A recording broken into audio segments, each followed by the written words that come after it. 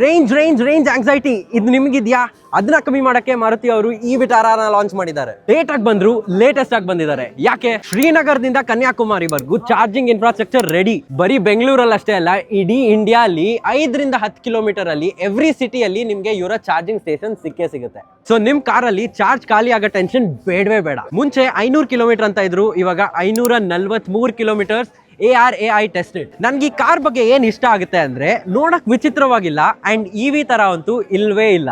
Battery ಬಗ್ಗೆ ಇನ್ನ ಗೊತ್ತಿಲ್ಲ, ಬಟ್ ಸ್ಪೆಕ್ಯುಲೇಷನ್ಸ್ ಪ್ರಕಾರ ಇವರು 49 kilowatt and 61 kilowatt hour battery pack, 2 battery pack options ಅಲ್ಲಿ ಕಾರ್ನ ಲಾಂಚ್ ಮಾಡಬಹುದು. ಕಾರ್ ನಿಮಗೆ battery as a service and subscription model ಅಲ್ಲೂ ಸಿಗುತ್ತೆ. 5 ಸೀಟರ್ ಎಲೆಕ್ಟ್ರಿಕ್ SUV ಅಂಡ್ ನಿಮ್ಗೆ ಒಳಗಡೆಯಲ್ಲಿ ನಿಮ್ಗೆ ತುಂಬಾ ಪ್ರೀಮಿಯಂ ಲುಕ್ ಕೊಟ್ಟಿದ್ದಾರೆ.